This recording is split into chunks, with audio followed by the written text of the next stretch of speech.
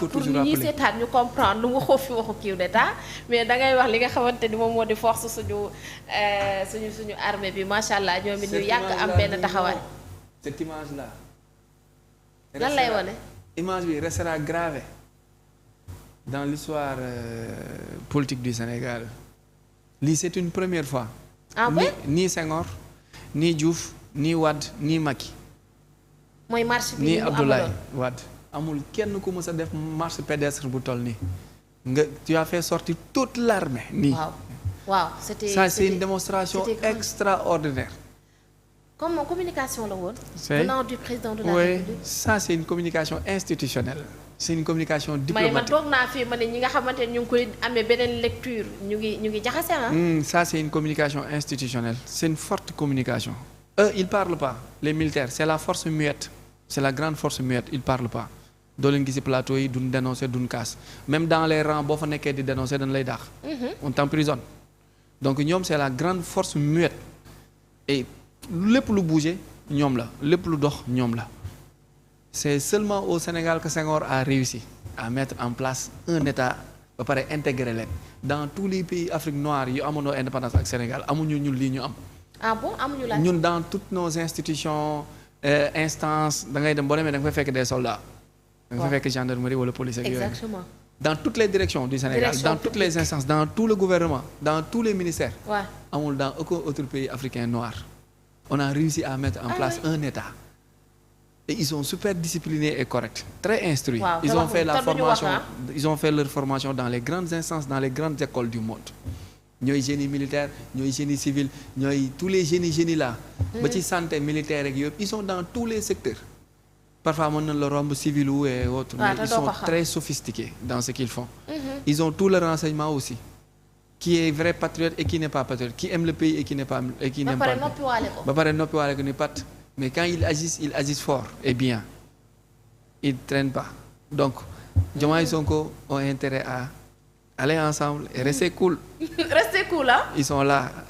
mais lii tamit mën na nekk beneen communication à travers le monde wala ci sous-région bi surtout ak ce qui se passe au Mali. oui au Sénégal en Sonko. sous-région bi en Afrique de l'Ouest mais aussi au monde pour montrer que le Sénégal c'est un grand pays. c'est un grand pays. on n'est pas faible. nous sommes une très grande nation. parce que lii jafe na dans les autres pays. parce que dans les autres pays armée bi dafay am partisanerie day am ethnie. am ay clan dañuy reyante président ñëwewul def li yeneen ethnie yi ñoo lay dóor bal wala ñu kii ñu am coup d'état beneen xeet ñëw. ñun fii tu remarques pas le Joola et le Séeréer. tu remarques pas le Pulaar et le Wolof. doo leen gis fii nii. non amul kii Séeréer la kii Joola la wala kii Wolof la. non ñi nekk ci mbedd yi nekk ci télé ak plateau yi ñoo ñuy amerde di xëy di wax waxu waaso di wax yi kenn xamul du bëgg taal réew meeg yooyu mais duñ fa yegg ak ñoom parce que Dakar n'est pas Bamako Dakar ne prendra jamais feu. parce que dafa am ñu ko téye te ñooñu ils sont très renseignés et très corrects moo tax je leur salue photo bi moo ko gisee j'étais fier très fier de mon pays. je me dis même. mais tam le président a communiqué 5 ans ci ginnaaw dama waroon wax ay 10 ans 15 ans ci ginnaaw après dama waroon def bac quoi sama bac bi dama waroon def. defi oui parce que lii après daf lay pousser à ce que nga. ça c'est clair. mais tam le président a communiqué quand même. oui il a fait une très grande communication. Diomaye a réussi ce que juste après le bi terrain meeting. c'est la réponse à ça c'est la réponse au public. c'est la réponse malheureusement nous sommes tous de Pastef mais il faut se dire la vérité. Diomaye nous a montré carrément que c'est le chef suprême attendez mën ngeen wax lu leen neex l'armée du dugg ci armée du régler ay détails yu ay followers yu wàññeeku. wala ay comptes yu ñu attaqué. wala ay désabonné wala ay saaga. non ñoom c'est du sérieux ñoom bu nu soloo ba taxaw ba jël seen i kii c'est du sérieux ils agissent donc ñoom du nekk ci détail dañ koy bàyyi ak civil yi ñu nekk ci. mais bu naree laal dëkk bi. tant que yeggaguñu fu nga xamante ne intérêt dinañ laal intérêt du tant que yeggaguñu foofu donc y a pas de problème.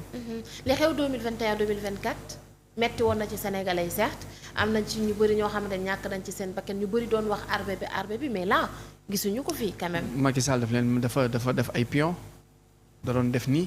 di def nii. pion ci biir armée. waaw mais on peut dire que ay pion mën na am su ma nee pion mooy parfois nga am ku la favorable parfois nga am ku nga xamante ni deful sa vraie mission parfois nga am ku nga xamante ni dafa mën na jiital intérêt parfois nga am ku nga xamante ni des na am tuuti patriotisme. du ñàkk ci benn ci secteur yëpp voilà mën sur 100 militaires du ci ñàkk nga am ci ñaar ñu nga xamante ni seen patriotisme des na.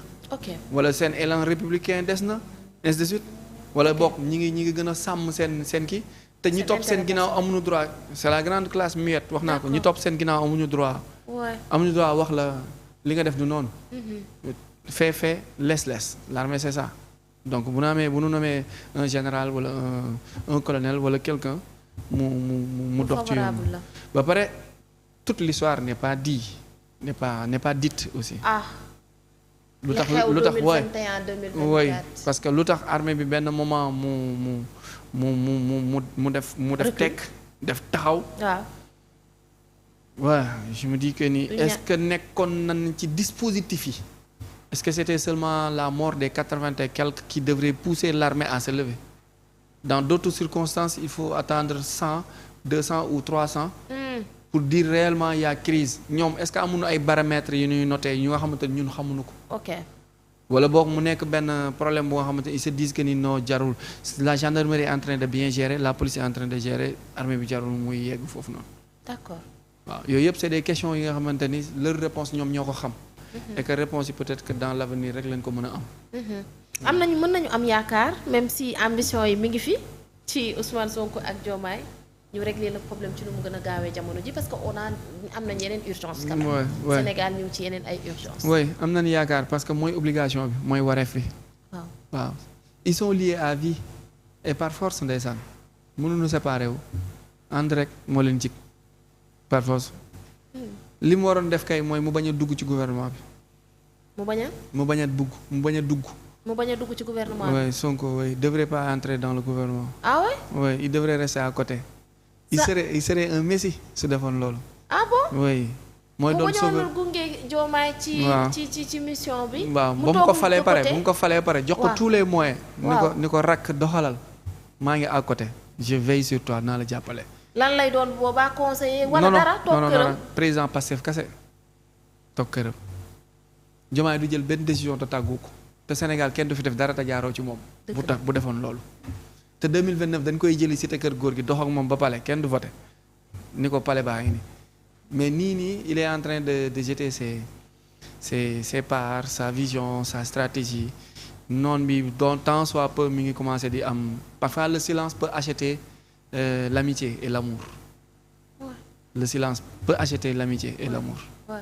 Maintenant muy génn lu bari di voilà muy génn lu bari waaw di ñu koy attaquer fii di ko tooñ fii parfois di ko waxal fii di ko manquer respect fii ñenn ñi di wax ay waxam fii yenn journalistes yi di ko saaga fii yenn chroniqueurs yi di ko kii fii loolu li olof naan wax ju bon bu la rayul da lay semmal mooy comme par exemple may wax tëflit yi génn bu yàggee da ngay tooy objectif bi mooy rayu la de mais fexe na ba tooy loola alors que bu defoon dem à côté peut-être que il aurait dû avoir plus sax waaw mais bon te loolu bu boobaa la ñu gën a sentir révolution bi mu doon woote.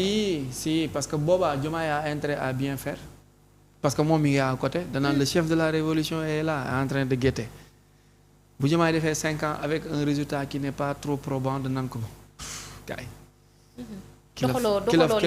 ki la faloon ñëw na laisse la place au maître le maître arrive boobaa li mu mën ak li mu mënul yépp à partir de 2029 la ñu koy xam mais fii nit ñi mën nañ commencer gum di ko juger fii ak 2029 xam ndax mën na mënul alors que bu toogoon 2029 jëm kaw lan naan mën na mënul mais léegi nit ñi mën résultat bu mën a am da ciy laalaale bii bilan Diomaye kenn du wax Diomaye kese bàyyi Sonko ñoom ñaar a koy bokk ñoo koy bokk quelle que soit la situation ñoo koy bokk moo tax gis nga c'est très grave c'est très sérieux kon très sérieux et que tey jii bés bu génnoon jékki-jékki génn daal ne peut-être am na foo xam ne sama ay prérogatives àggu fa comme am na loo xam ne doon na ko suggérer par rapport bi muy wax ci terrain meeting bi di wane ni c'est le président de la République moom moo yor décret am na loo xamante ne man mënuma ko décider j'attends que moom mu def ko bàyyee kook askan wi tamit c'est responsabilité pour dire que voilà c'est pas lui c'est Diomaye Diana moom mooy def voilà léegi nag bu nekkoon ci biti wax ji day gën a yomb que mu nekk ci biir bu nekkee ci biir dañ ko ciy comptable